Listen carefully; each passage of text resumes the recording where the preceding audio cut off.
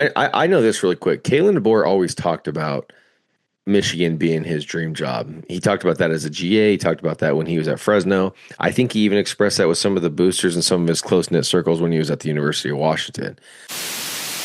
Welcome back to the Dub podcast. I am taking Mike's intro here and I'm taking reins on it because I want to make a little announcement in terms of how we kind of shape the Dub podcast. We decided as a group that essentially we want to switch up the format to have this be kind of more an open conversation where we're doing research with you guys and looking at things, and remove some of these heavily cut videos that we do, to try to make it a smooth listen for you guys, which has been awesome. And it's been a lot of work, I will say that.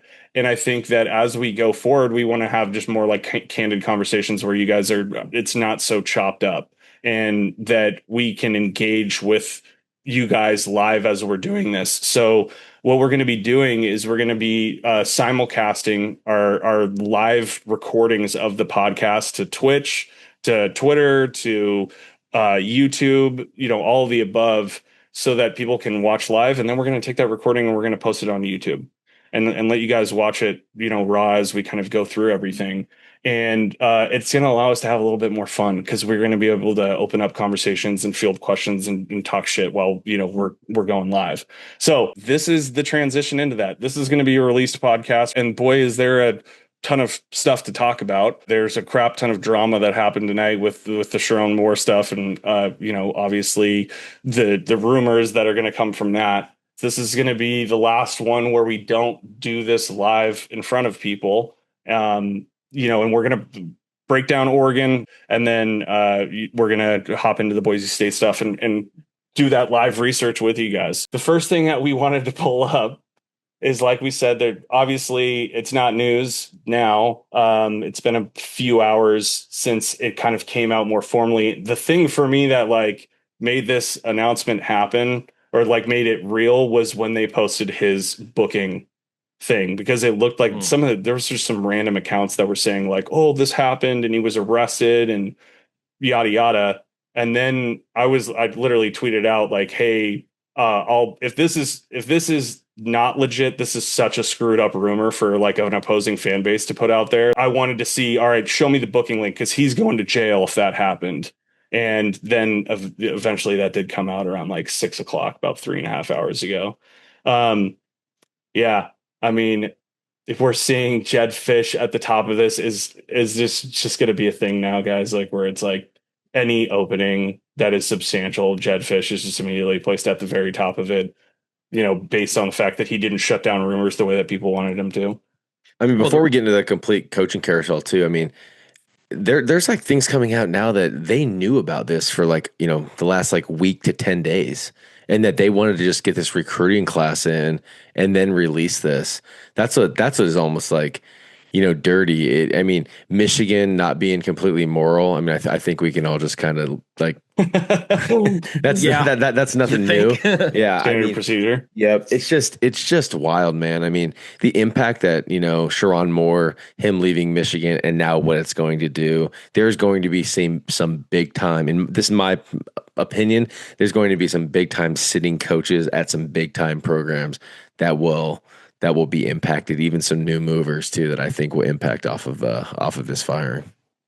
It's just wild. Like I said, when you look at all the reports that are coming out that even Josh Pate has been the one that has been the most quoted online so far, that they've known about this. They figured this was going to happen. They were waiting to sign their class. And now that they have, he's gone.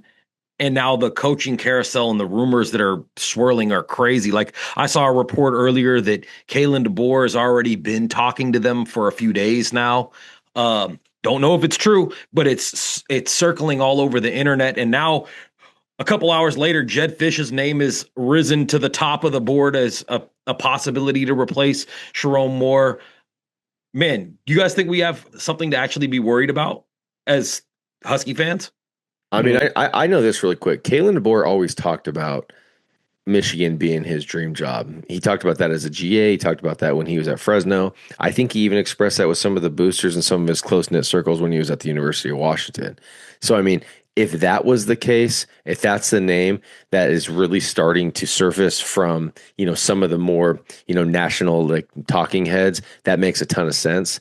To answer your question, Mike, I'll let Izzo really get into his opinion on that. But if Michigan is truly thinking about hiring Jed Fisch, that would be one of the most out of left field hires that that would be shocking to me. Yeah, it's so like somebody had asked me privately in my DMs about what the odds were or what my thoughts were if I'd heard anything about Jed Fisch to Michigan, yada yada. Ask this freaking all the time about whatever job opens up. It seems like it never ends. But what I said was he just went 6-6 last year, or 6-7. Now he's 8-4. Like, if Michigan doesn't have to pay Sharon more because they have reason and cause to let him go. They announced it. We have cause. We're firing him. And obviously very legitimately. So there's going to be no case pushback on that. And we know Michigan got money.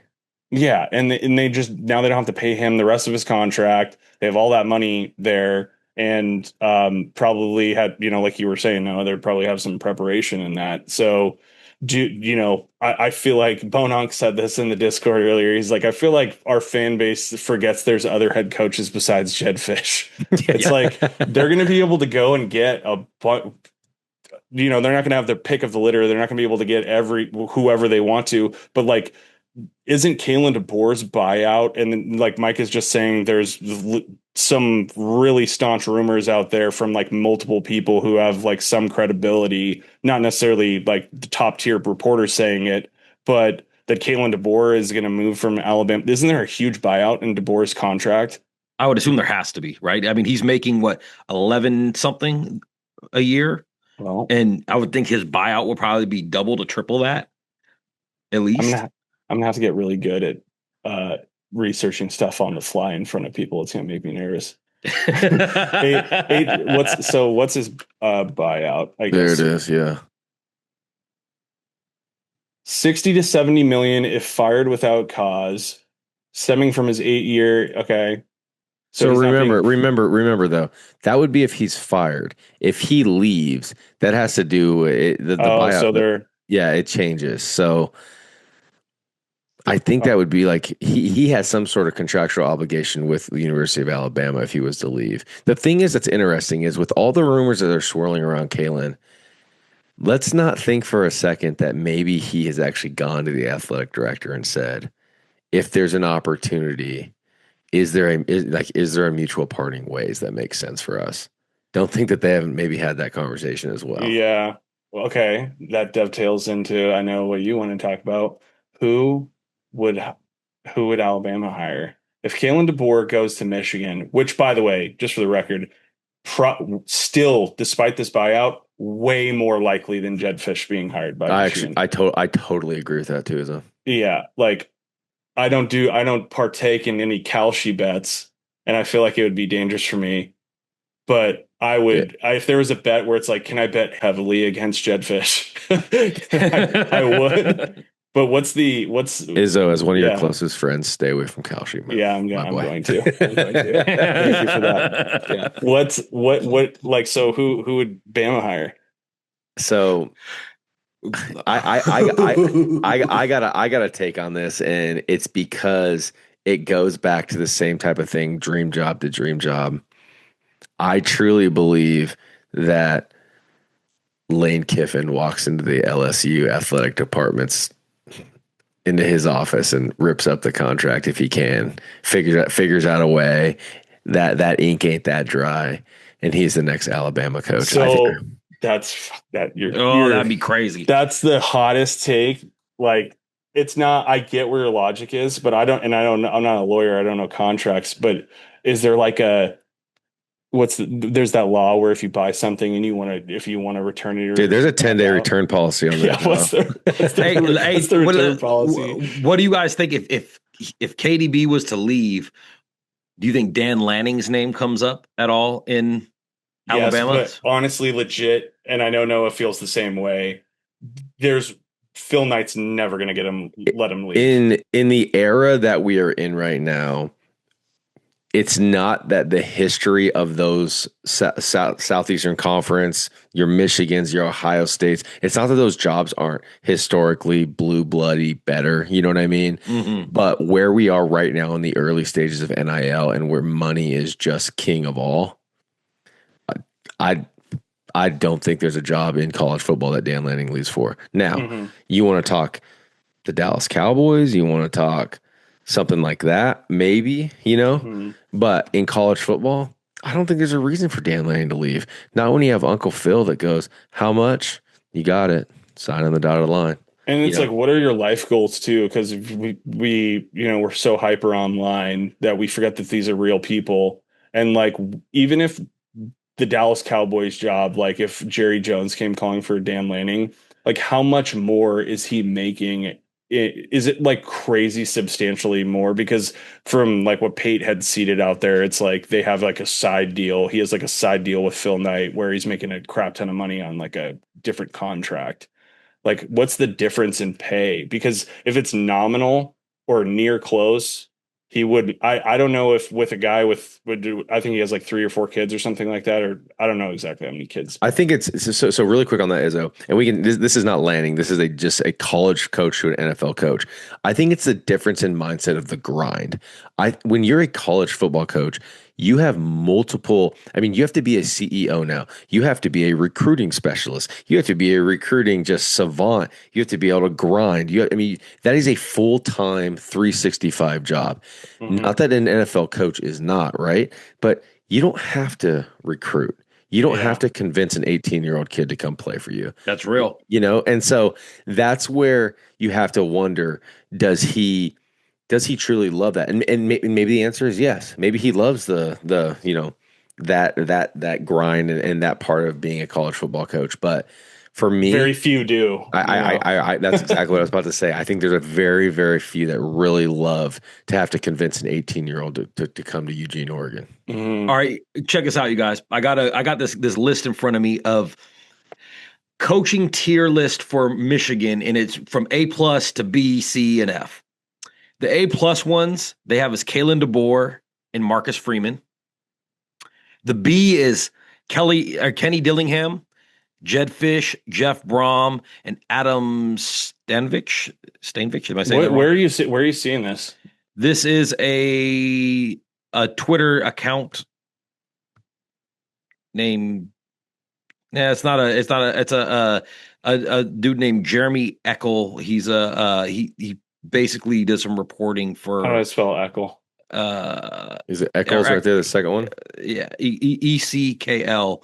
And I'm more looking at the list rather than his. No, I want to pull it up. Yeah, and his list. I like how he broke everything down because he's got all the kind of players. But I want to pull it up on screen, Mike, for people to see. I think it's the second one. Yeah. Does that look right, Mike? Hold up. I got you very small on my screen right now. We're still working through. Yes, that's it. Okay. No. Okay, so this is what you're talking about. Yeah, and I was looking at it, and I'm like, there's names on here that I wasn't like. Kenny Dillingham's name keeps coming up, no matter. It's like why would Marcus Freeman leave Notre Dame to go to Michigan? I mean, isn't there some stuff going on with him right now where he like flew out? And there are people who are joking about how Marcus Freeman is opting out. I will say this. He has to be frustrated about winning the final 10 games of the year. And there's people saying, hey, yeah, but you lost, a game in August and a game in early September. You're not going to make the college football playoff. He has to think about that as like a huge snub and going, maybe coaching at Notre Dame and we are an independent, maybe that is coming back to bite us. You know what I mean? Like, I think, I wonder if there's validity to that. 100% there is, because literally they said, hey, we want to keep all this money for ourselves. We don't want to join any conference, because every conference has made a effort to try to get Notre Dame to be part of their conference. And they keep saying no. I think they deserve what they're getting right now, to be honest with you.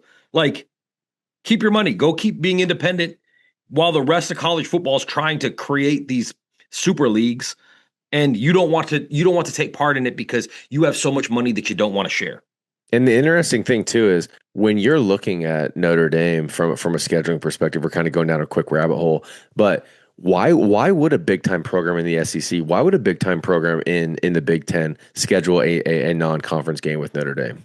There's no bonus there. You already get the big enough beef inside your conference. You don't need to schedule Notre Dame. Not anymore. No, Not anymore. you don't. Yeah.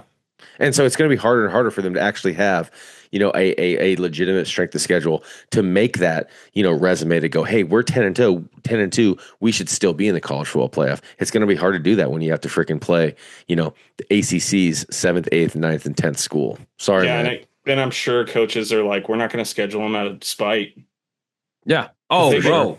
Yeah, I mean, bro. And listen, it ain't the coaches; it's the athletic departments that schedule too. And those athletic departments are talking to the big conference offices too, going, dude, don't schedule Notre Dame. Yeah.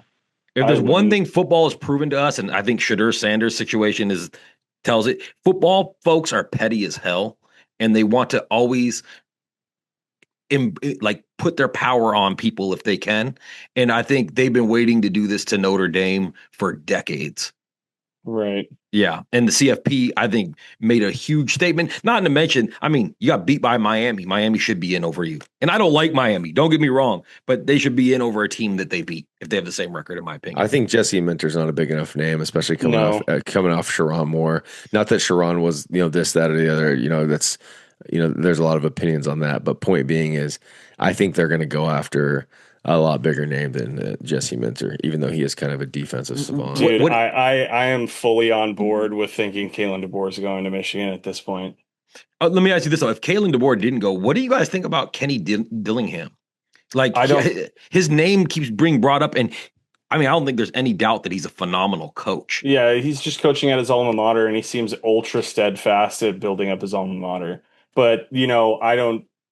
Is that how coaches really go about things? Like, I don't know. He seems to be different, and he seems to be really excited to be there, and they're doing decently, right? So once again, though, does Kenny Dillingham truly love the grind of being a college football coach? Where I'm going with that is, what if he does take a Michigan job, has to grind for 2 or 3 more years, but he's successful and ends up in the NFL, right? Mm-hmm. Like, what are his aspirations? Who does he, what is he really trying to be? So it's like, and that's honestly, Noah, I'm so glad you said that, because that is the thing that everybody is missing, is forgetting about what the actual individual goals are for people, and they just assume that these are their goals.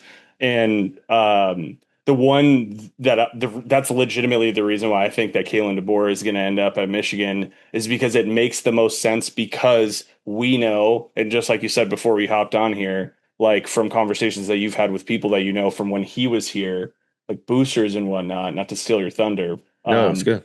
But yeah, Michigan was a place that he wanted to end up or end his career at, or something like that. It was just always his dream job ever since we talked about it as a GA, talked about it as a when he was at Fresno. I mean, it was just always it was a school that he admired growing up as a kid. Yeah, I got a question for you guys about this coaching carousel, and specifically how the changes in like college football and NIL are affecting this now. With Sataki not taking the Penn State job, deciding to stay at BYU, I'm wondering how big of I wonder if the change in NIL is making people balk at moving to different spots. Now, a lot of these schools are in college towns. They're not necessarily in big metropolitan areas, but with NIL changing, and you have X amount of money that's coming from inside of your program, but what's becoming really popular is the money that comes from outside of your program. And so, been popular. but you know what I'm saying? Like where you have money coming in from Fortune 500 companies and stuff like that are really buying into it. Oh, you're talking about like legitimate NIL coming from corporations? Yeah, exactly. Private equity stuff. Exactly. Like Jed Fisch is talking about wanting to have like 10 million in that just for this year coming up, and needing that $25 million roster. Now, could you see the smaller towns not being able to keep up because they don't have like what a LA or even a Seattle or a Miami have in Fortune 500 companies, and places that are right next to the university that can pay the university, that can give the university money, and in return get whatever they need to get out of the universities. Do you think that could make coaches balk at moving, at changing positions or going to a different place to coach? So are you like, give an example of a move from one school to another? Here's an example. If I'm Marcus Freeman and I'm in North Bend or South Bend, Bend is not a big city. There's not. I mean, Indianapolis might be the closest big city. If they can't bring in a whole bunch of exterior money. Hey, can I say this really quick? Go for it. It's not that the blue bloods will all of a sudden die, but I will tell you this. There is going to be schools that you're going to see some big time head coaches probably go to because they are so elite in the NIL game, though. I think there's going to be a lot more pop-ups that you're kind of like, hold on, Texas Tech's back? SMU? Mm-hmm. You know, I mean, we already saw it in the rankings. Yeah, for sure. We're moving to way more of a pro model. How many small market pro NFL teams are there? Not many, and that's got to be for a reason. That's not just Buffalo. I mean, Buffalo, Green Bay. Yep.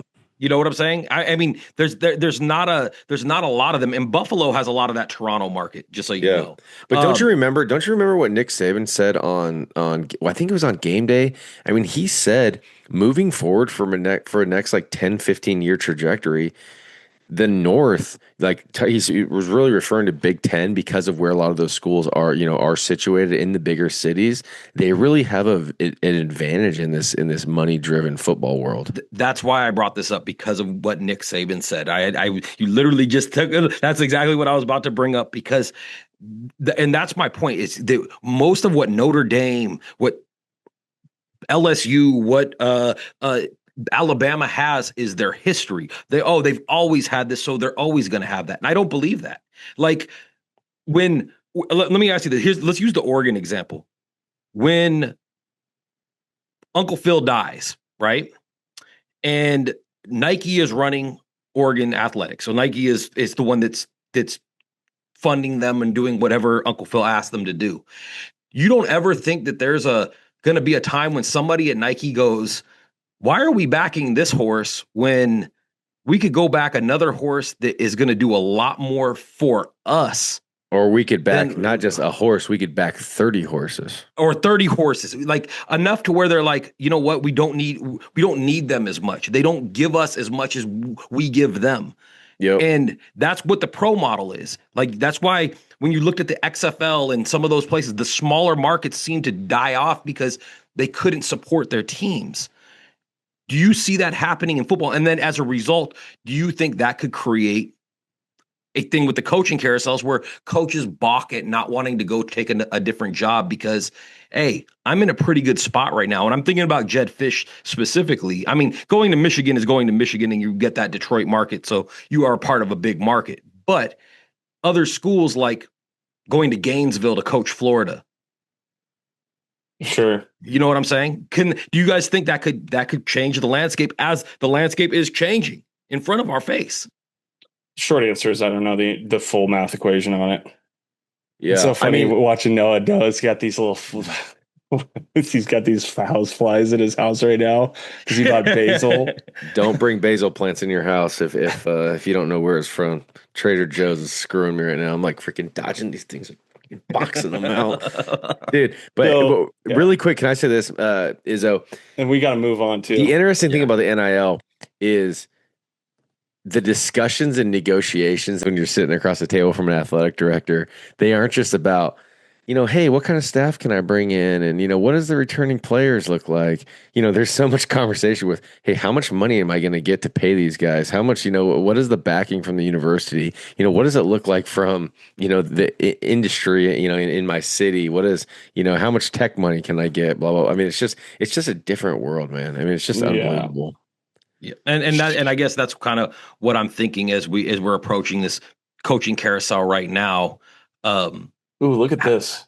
Sorry to interrupt you. What are we looking? The Softy responding to HUD. Kalen DeBoer's dream job is open, and Softy saying not going to happen. I wonder why. I'm gonna DM him now. I feel like Softy also posted Kalen DeBoer's dream job is open. I swear to God, I thought I saw that earlier when I was scrolling. You're probably scrolling and saw that response and thought it was Softy. but it was head, and it was SoFi responding to him. It could have been. Okay. We should shift gears so that these Oregon fans are probably wanting us to talk about this. Do we want it? I mean, I don't have anything. Let's just talk about the Mallards, man. Let's just give it a quick whirl. You guys can read about the Sherrone Moore. I had the tweet up and I was going to talk about it, but I don't think we need to talk about it. This entire conversation is really rooted around what happened with him. And he's in huge trouble. And his life has pretty much fallen apart, and I don't root for that in any regard, and I don't root for this entire situation, so I don't even want a part of it. So let's move along. The Mallards. You guys have been waiting. Like I said, we recorded that podcast. This is the second time we're going to talk about that. What are your initial thoughts? I thought this was going to be a game where won and lost in the trenches.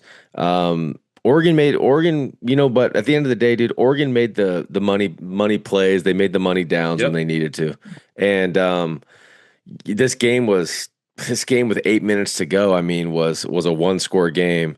It was kind of a rock fight early on. Now, when we first talked about this, it was like and maybe it was because it was kind of fresh, right? Yeah. Was that it was sorry to interrupt. No, you're good.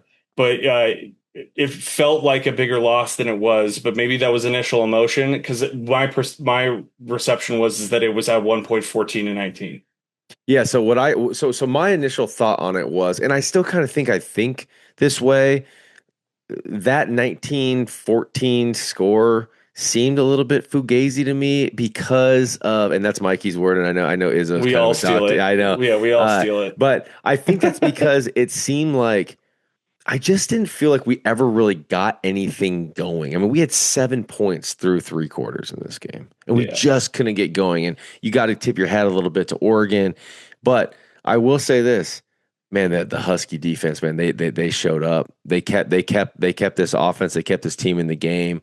And at the end of the day, man, I mean, we not only held Oregon, they had to kick 4 field goals. We hold this, this vaunted defense, this vaunted offense to 26 points.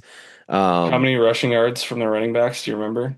Well, 47 from Noah Whittington, 92 maybe, total. 105 from you had 105 from Muhammad, and 47 from Whittington, 29 from Hill, and 24 from Dave. They had 106 total yards for the game. They averaged 2.5 yards a carry, and coming into this game, they were at 6 or just above 6. That was Izzo. That was one of my big stats. You remember that? Mm-hmm. I said we were holding teams to about 3.4 yards a carry. They were at 6 yards a carry. I was like, man, if we can just stay in that 4-yard window, we're really going to give ourselves an opportunity to win this game. Yeah. And not only did we do that, we held them to 2.5. Well, yeah, and I'll just say this real quick, Mike. It's the Oregon fans were coming to dunk on us, right? But this game, were you bragging about this game? Like, dude, this is that's actually a great point, Izzo. Are you bragging about this game? I mean, I know we're supposed to come on here and eat crow, and that's what they're looking for. And of course, we lost the game. That's what matters. I get that. I'm not going to pretend like that didn't bother me, right? But dude, don't act like the game plan was to go for 2.5 yards a carry and then be at 19-14, and what's the headline here from ESPN on this game? It's like you scored a late touchdown to win it. And this is year 2 for our coach, and this is year freaking 6, I think 5 or 6 for Lanning. So Blake Benson's late touchdown cements it. Like, you guys won this in the 4th quarter. It wasn't a blowout. You guys did it on the road. I talked to my shit about Damon Williams versus Dante more earlier in the season. And I'll eat crow on that, like in terms of who looked better, and you guys did it in our house, so I'll eat crow there. But don't act like this is like the indication. You guys are not winning an Natty this year. I was talking to one of the Oregon fans that I actually kind of respect his head, just the knowledge of the game. One thing I said to him was, it's funny to me the amount of opposing fans that like says, dude, UW just sucks. They're not good. And it's like, man, I think Oregon is a better football team this year. There's no question there. But it's not like UW's like that far off. Where it's not night and day here, guys. I mean, like, bro, Go look at if you go look at the stats and how the game played out, there is a couple little of adjustments that change the face of this game. If Jed doesn't sit there and continue to try to get Damon rolling, which I understand he needs to do that to build confidence in your young quarterback. But if you lean on your run, Adam Muhammad went for 14 and 105. Like you lean on that and you play like a Big Ten team, this might not be the same score. I mean, literally, it was a 61-yard touchdown that takes Dante Moore from going from going 20 of 29 for 286 and a touchdown, where he's 20 of 28 for 220 and no touchdowns and looked like crap up until then. Literally, if you go and look at what people were saying all the way up through halftime, is both quarterbacks are off. Both quarterbacks are off. It was one play. Yeah, I mean, I will say like Dante Moore looked sharper for sure in this game than Damon. He definitely did. But so I don't know. Like for me, it's what was more flippant to say, because the same fans I saw that were like coming after me were also picking the Huskies to win 6 games this year and to be on the same tier as UCLA. What's more flippant, that the Huskies were going to win this game by 3, or that you guys thought that we were on the same tier as UCLA? So it's like, you know, I call this cope, whatever it is. I hate the Ducks. That's fine. I acknowledge it. But this game was not the blowout that, you know, belt to ass, like QB was saying to me, right? It's like, give me a break. That said, you know, let's compartmentalize. They won on the road at UW. Yeah, it's a good win. Kudos. It's a good win. I mean, I will say this: Damon needs to be better. Damon needs to have a big offseason. You know, the pass, the pass in the end zone to Boston. You know, that ended up getting picked by I think it's Kennedy. It's a pass. It's the only place on the field that you can't throw that ball, and he underthrows it. They end up, you know, taking that. That was the last play in the fourth quarter. In the first quarter, you know, then they go on a 14-play, 80-yard drive to score a touchdown. Completely kind of flipped that early part of the game on its head. It's just the only thing you can't do, Damon. And the interesting piece on that too is if that ball, you know, is thrown in an area where that ball can only be out of bounds or Denzel Boston catches it, dude, Jerry Mixon ends up getting a freaking PI. We got the ball on the 1-yard line. Yep. I mean, it's just one of those plays where you just can't have it, man. And I will say this really quick. You go back and forth between Dante and Damon. Dude, Dante made some big time throws in that game, man, when they needed it. And it's like, at the end of the day, done that too. Yeah, and he has. You know, it's interesting because like in just like the play in and play out mid-second quarter, you kind of see some of his throws, and you're like, gosh, dude, like you're telling me this is a top 5 pick in the NFL draft, but then late in the game when it's 3rd and 14, 3rd and 6, he finds a way to kind of lead his team down. That's where you kind of look at Dante Moore and you go, man, kudos, bro. I mean, he outplayed Damon in that game, and I think that's the big thing is, when they needed the plays, they were able to pick on a freshman corner. Yep. And they did it well. And when they really needed the big play, they were able to find it. And you got to give Dante Moore his props for that. On the opposite side, you need to look at Damon and Jed. I think Damon's first, where Damon, you owe us one, man. Like literally when we need you to be your best, you were not. And it's been like that against pretty much every big team that we've played this year. And it's what the Oregon fans are calling out when they argue with us online, is that you're not making the plays in the big moments. And I think that's something that when you sit there this offseason and you're working on everything, that's one of the big things, is getting your head right and being able to make those plays. The other thing, man, I think you need to call up Michael Penix and take a whole class on throwing with leverage.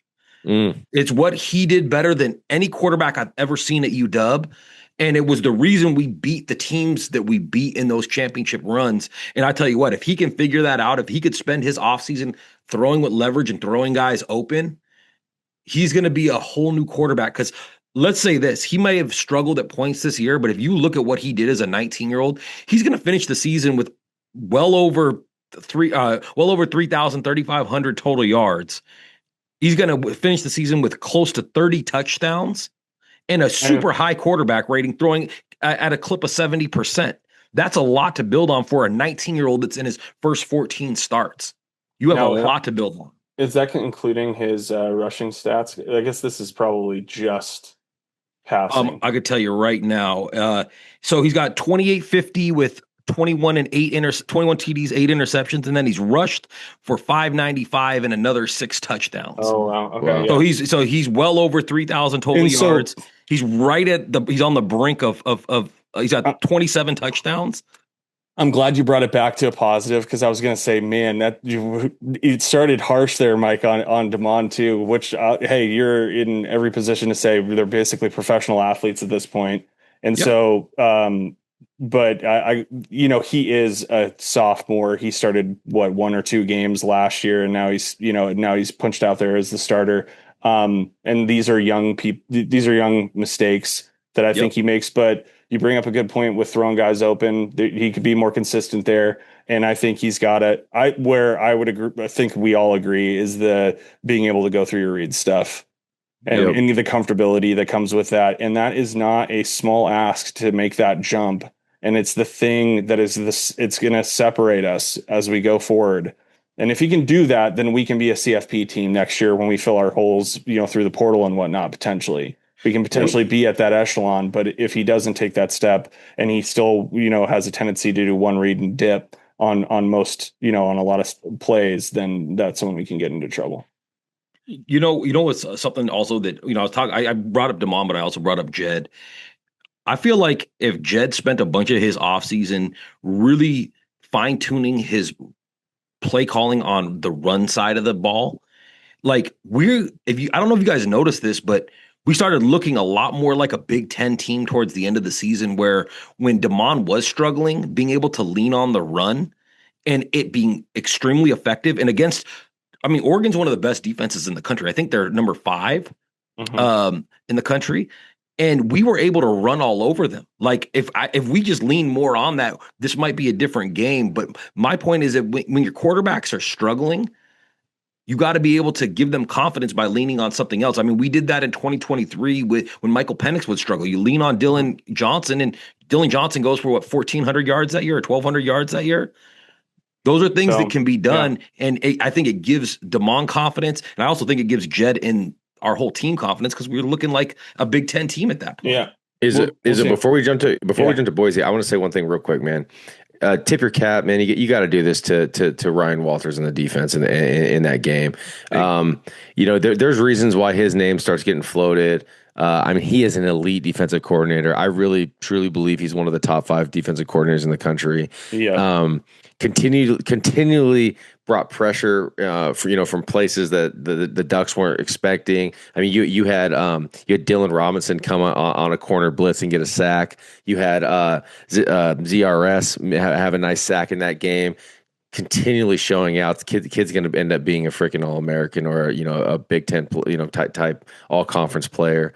But point being is just, cap tip, man, to Ryan Walters with that defense, man. They just absolutely balled out. The defensive front, getting Deshaun Lynch, they made a huge stride, and the shout out to the edge coaches for that, and kind of what they did with a thin group this year, and the interior defensive line was what became what we wanted to do, to look like. And all of a sudden we have, like you said, no depth at linebacker and stuff like that. Alex McLaughlin, the list goes on.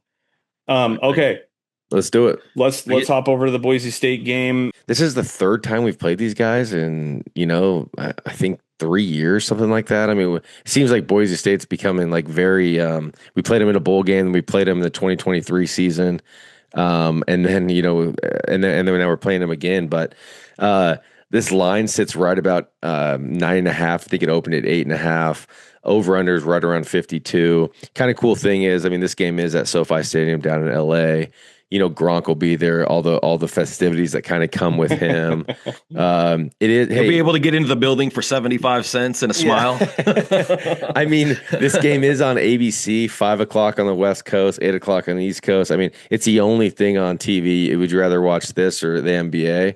I promise you, it's gonna be this game. So there'll probably be more people watching the LA Bowl than we probably think.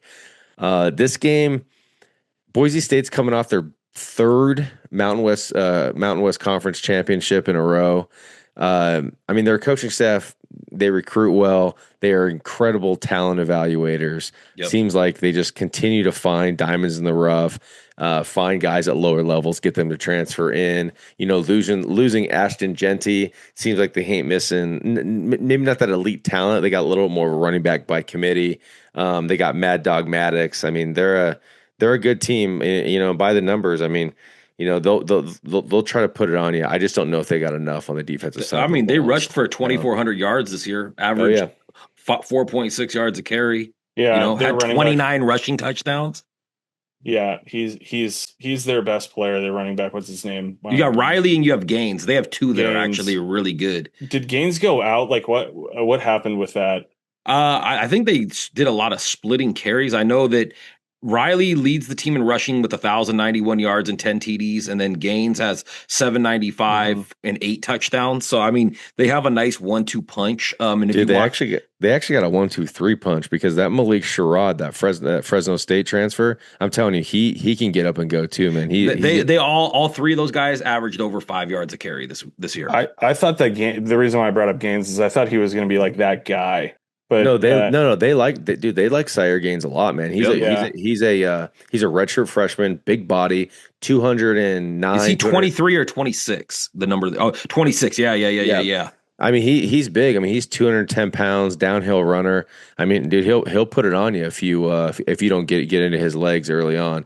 Yeah, he played every game this year. Yep. Yeah, I don't think anybody got hurt. What do you guys kind of think? I mean, when you look at that running game, because that Maddox Madsen, he's not. There's nothing special about him in the sense of, like, it's not like he has like some elite arm. It's not like he has, elite feet. It's one of those things where he's kind of just good at a lot of things. You know what I'm saying? He's just kind of because I think he was out 3 or 4 games and now he's back. Yeah, and so he's kind of the the straw that stirs the drink at Boise State. All right, so when you watch him play, you see, I don't know if he's a veteran or not. I can't remember what year he's in school, but he plays like a veteran. What I mean by that is looking safeties off to create spaces in the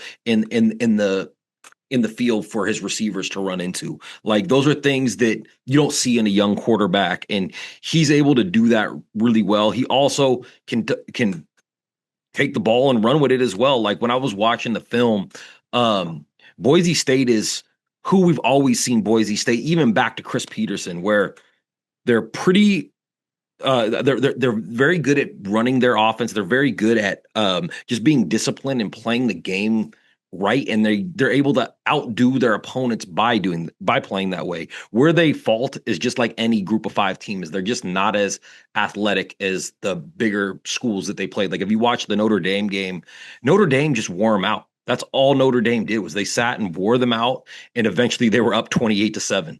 Yeah, and that was the final, right? 28-7. Yeah. No, I mean, that's a great point, man. I mean, and that's kind of where I was going with that is, I mean, I'm very interested to really see what they try to do against UW. I think they haven't seen corners like we have. It sounds like Takario.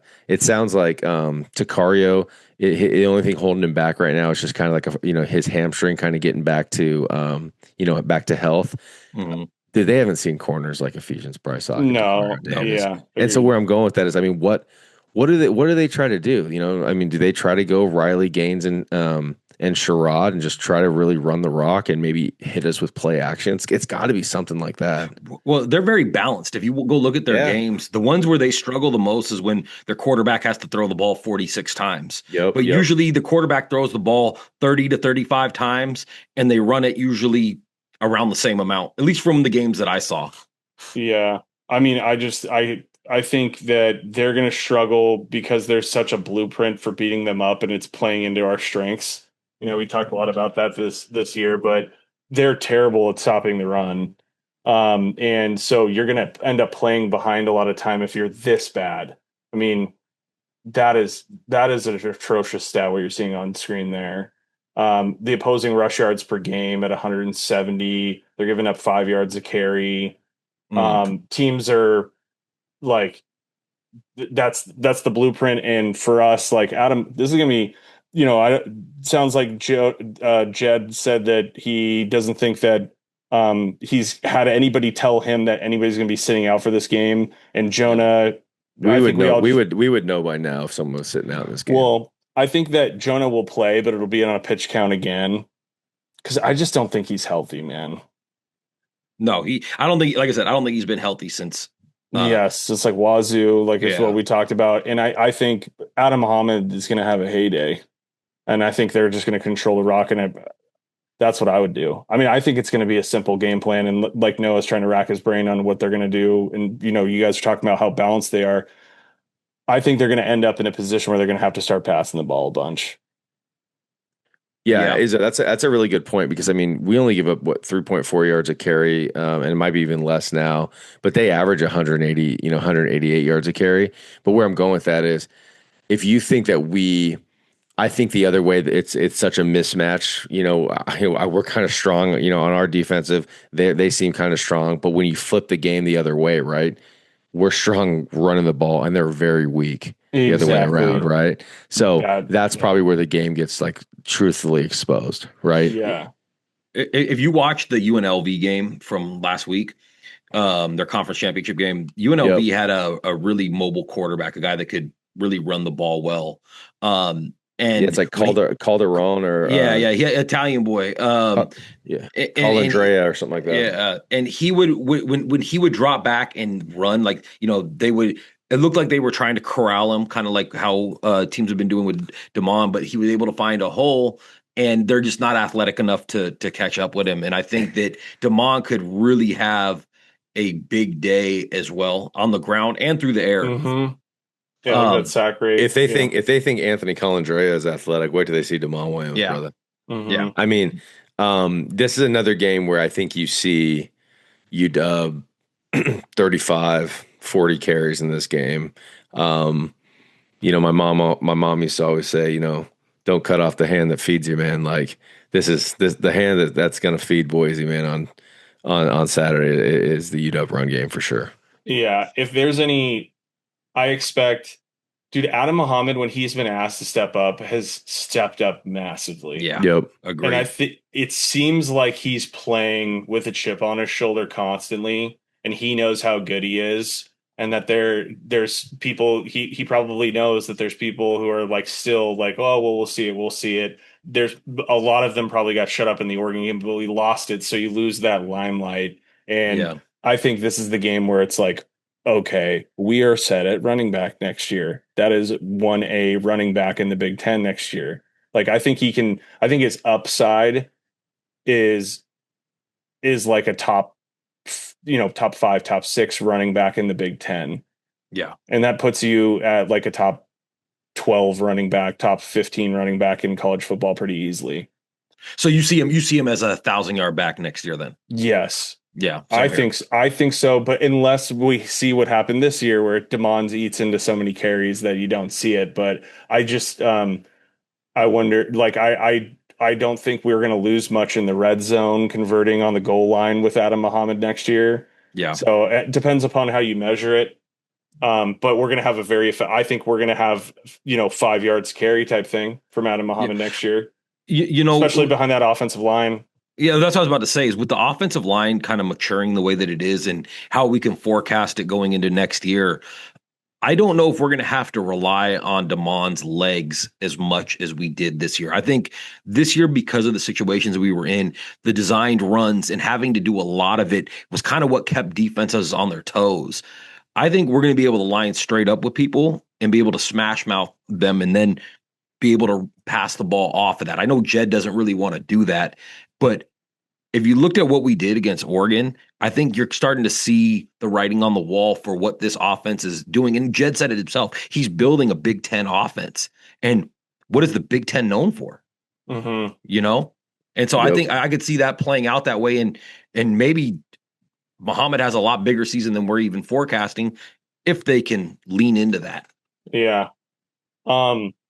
I mean, I don't know how much I don't have a whole lot more on this game just because I think the blueprint's so clear. Like they struggle on the interior defensive line really bad and run the ball down their throat with Adam Muhammad. spell it with Demond. Don't take him out of the game entirely. Let him get additional reps. But I think that's the game. Would you guys agree with that? Like, they just don't have the skill position guys that are, for me, worth breaking down. Yeah, no, I mean, I was looking here, man, I mean, like the teams that you would even consider to be like in the realm of UW, they went to South Florida and boys just got absolutely mollywopped, dude, 34-7. You look at Notre Dame, 28-7. I mean, they just couldn't move the ball on those teams. Is Air Force a Big 12 team? No, Air Force is a Mountain West team. Okay, they didn't. Okay, I know they were flirting with the idea. Yeah, no, but I mean, you even have Air Force. I mean, 49-37. I mean, this is one of the worst Air Force teams we've had in quite a few years. I mean, they struggled to score against San Diego State, Fresno State. They scored 7 against both those teams. Yeah, man. I mean, it's not that the thing with Boise is this, what you're getting in the sense of, dude, these guys are always going to play hard, right? I mean, this is a nothing to lose type game for them. They want to see what is our ceiling. If they can win a game like this, I think it gets them to what is it, 10-4 on the season because of their their 9th win coming from the Mountain West Conference Championship. Probably puts in a couple escalators in the coach's clause with getting that 10th win, beating a bowl game against UW. Point being is these guys ain't going to give up. You're going to need a full 60 minutes to beat these guys. But in the end, I just think UW, and you'll kind of hear it with my prediction, but UW I just think is too much all the way around. I mean, especially with no opt-outs. Yep. Well, like not many. If there's any, like we would have, like you said, Noah, we would have heard some by now. Like if Takaro, is going to go out there and play with next to Ephesians, like do you think they're not going to have the same success that they? Wait, hold up. It's Wednesday, right? It's Wednesday night right now. We're recording. Correct. Yeah. They're already in LA. Yeah. So I mean, I got a question then for each of you guys, and it's for each side of the ball. I'm gonna start with you, Izzo. What do you want to see offensively? Because this is going to be the last showing of the year until we start up next year. Yeah. What do you need to see offensively for you to feel really good going into the offseason where you're like, you know what, this bowl was worth it? For me, it's really just Adam Muhammad. It's really just Adam Muhammad going for like 125, 130. Okay. Because do I need to see anything more from the offensive line? We know who's returning. We know who's not. We've already seen what we have in that group. The wide receivers, like we kind of know what we have in Desmond Roebuck. We know what we have in the other guys in that room. Denzel is playing, still probably trying to figure out whether or not he's going to go to the NFL or if he's going to stay here and kind of make another run at things. So I don't have any for offense. I don't have anything. Give me a stat line. Give me a quick stat line of what you think you would like to see from your quarterback, receivers, and your running back. Quarterback, I want to see Demond with a high completion percentage and no picks. Actually, good way to bring that up. No picks for Demond. Make the next step. I want to see him making reads and not going one read and bouncing. But the problem is that this defensive line and how much they get home against quarterbacks and they struggle against running quarterbacks. I don't know how much there is to read into or take away from this game in terms of Demond's ability there, because I think he's going to have more time than Big Ten opponents. So, so that's about it. Demond, high completion percentage. The offense getting into a rhythm and them settling him in the moments that they need to, and then Adam Muhammad going for 130 plus 130. Okay, and that's the only real yards or TDs or anything you want to see is from like a number you have in your mind is for Muhammad, like receiving yards or passing yards from Demond. You don't really actually care, just as long as it's a high completion percentage. Yeah, like we know he can throw the deep ball. I don't need to see a specific number there. I just want to see that Adam Muhammad continues to shut up the haters that don't believe he might be like the absolute guy, or just silences the rest of the people or that narrative where he can be a guy in between the 20s. Okay. No, I'm going to ask you a different question, but I want to see if you want to add anything onto that, or Yeah. do you think that's good? No, I mean, the only thing I was going to say is, man, I just want to see a clean, controlled game from Damon, man. We know that he can be a superhero at times, but I need a grown-up Damon, man. I want him be on schedule, take what's there, hit your RPOs, man, and then just punish them with your legs. I mean, that's what makes you special. You don't overthink it, don't overplay it. Go through your progressions, hit your second and third, options when they're there. And dude, we're on the road. I want to see them score first, yep. like on their first drive. That's something that they should do. But the question now for you, Noah, is the same question that I asked Noah, but for the defense. What do you want to see from this defense? As far as whether it's a stat line, what do you need to see to feel really good or even better than you already feel going into the offseason? What do you want to be the last glimpse that everybody sees of this defense? Win the line of scrimmage, man. You go against a team like Boise State, they're a bunch of dudes, high motors, tryhards, and that's kind of how that's their recipe. That's kind of their philosophy, who they are.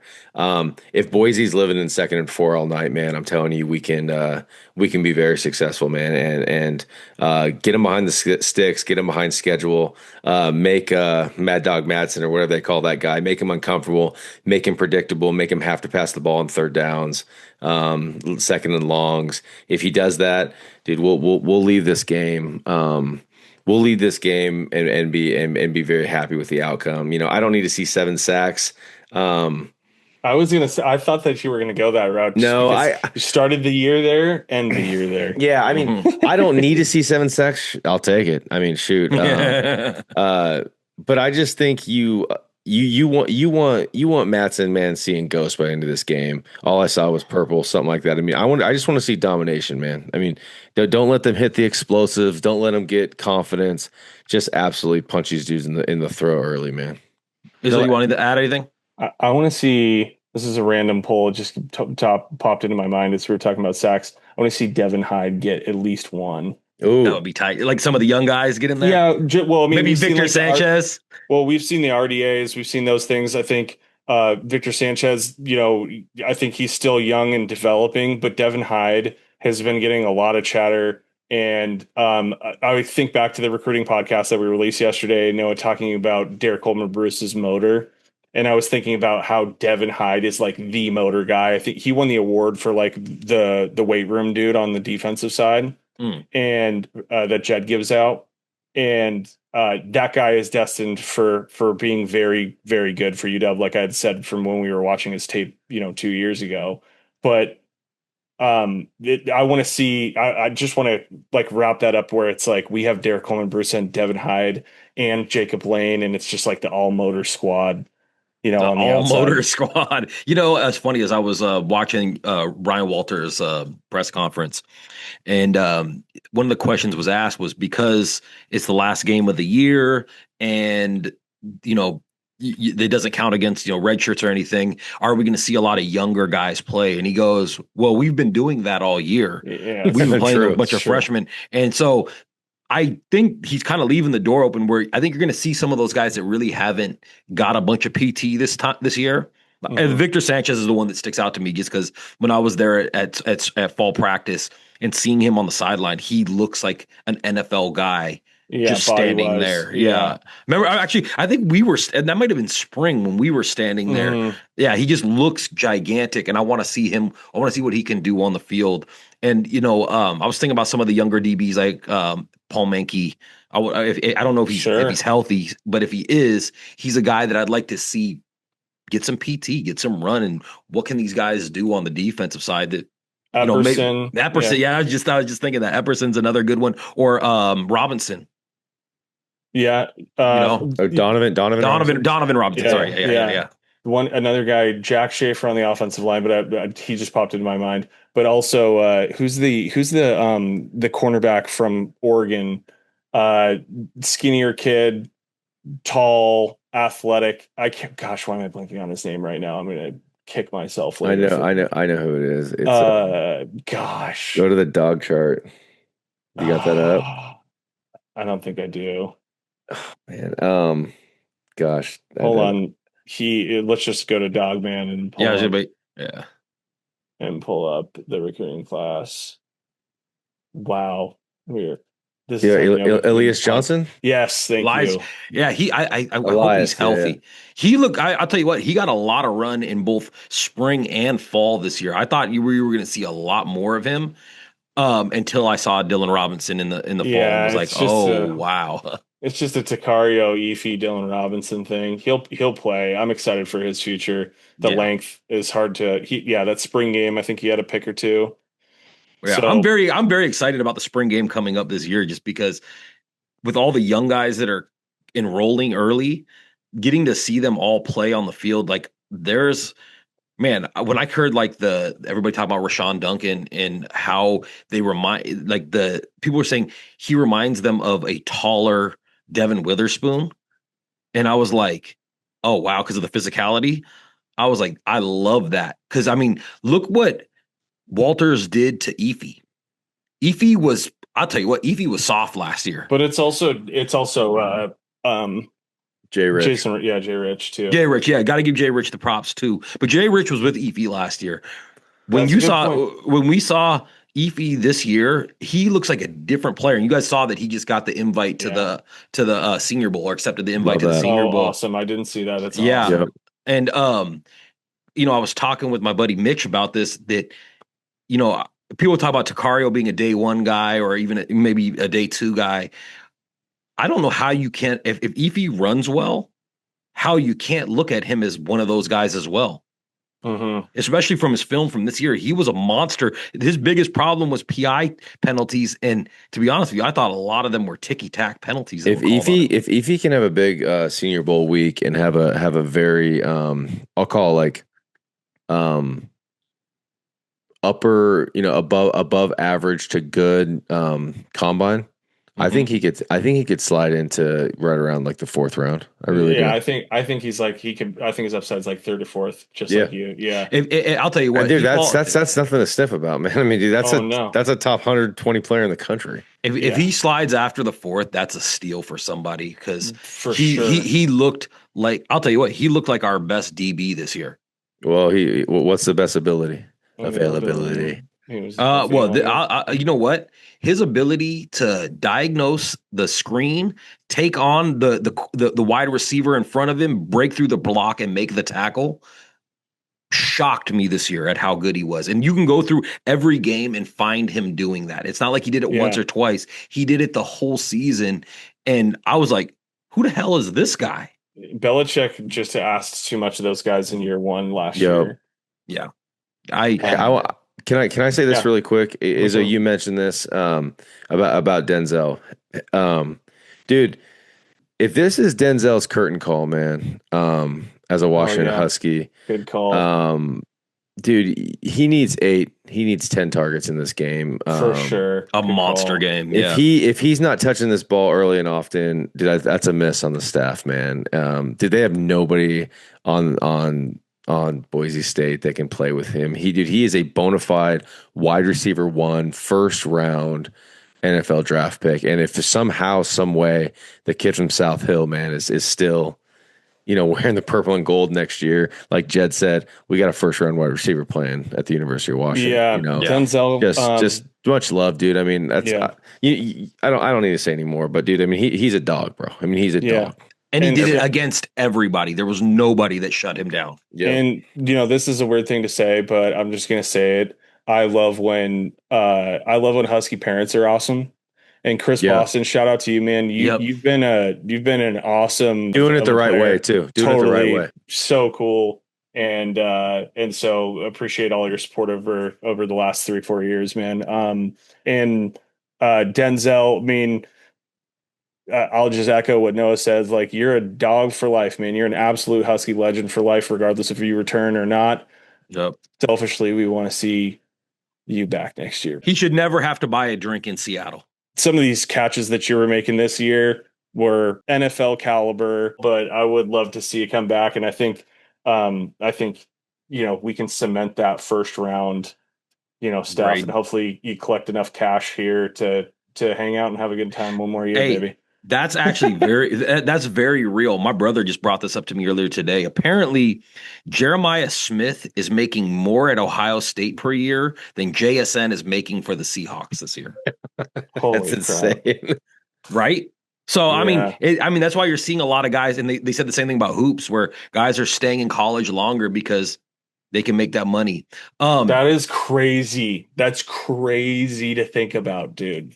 He can't even go to the NFL next year.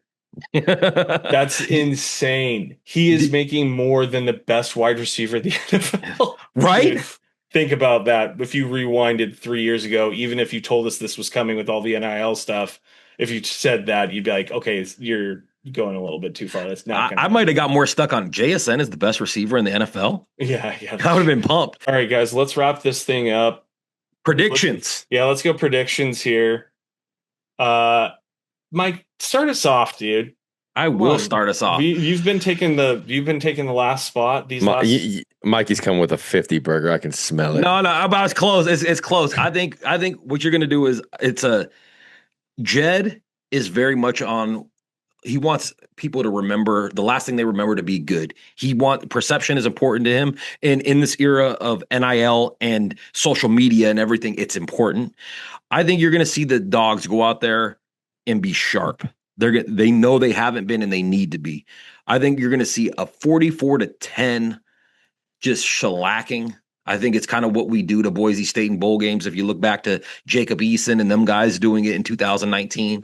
And I think we're going to feel good going into this off season as far as the score goes. For this game, I kind of see it similarly to Mike. They haven't seen a defense like this in these games where they're putting up points in this last, 3 games, their last 3 wins. I can't see them moving the football too much, and bad timing for them to face a team who's running the ball really effectively. And I see us winning like 37-13 is what I'll say. I look at this game and it's kind of one of those things where it's like, dude, this, you ain't in Kansas no more, Toto. You ain't in Boise no more, boys. You ain't got the Smurf turf. This is LA, bright lights, the dogs shine. I like Mikey when he says Jed wants you to remember, who we are. 38-20 Dawgs, and I think they might have an opportunity to even shut them down a little bit more than that. Yeah. I just think in the end, man, I just think the Dawgs are just better, man. Yeah. I think it is really, like you said, it could be a blowout, and then we bring in backups and stuff like that, and then maybe get it like a garbage time touchdown type of thing. Guys, this was fun. I like this less structured, but still kind of flowing well type of stuff. I'm really looking forward to this change that we make, and doing these simulcasts and everything like that. We're going to be probably more frequent than we were last year in the off season posting because of the lower lift. You might hear some more ums and ahs and us thinking about stuff and coming up with stuff on the fly as we're doing research and things like that. But I think it's going to be a lot more fun. We'll be able to answer more questions, bring on guests for periods of the podcast and stuff like that. It's going to be, make sure, we can host on space and potentially be bringing up other speakers, all of it. And I think that's what, from the feedback we've received, what people want. So to the Duck fans, you guys won the game. Kudos to you. Tip the cap. Props to you guys. Yeah, you guys got us, and we're coming for you next year. So we'll see you again. But make sure you join the Discord. Screw you. Yeah, jump on the Discord, you guys. Hit that like button. Subscribe. We love you. Thank you. Go Dogs, gentlemen. Comment on YouTube. Comment. Oh, yeah. Tell Noah how to get rid of these flies in his house. I know.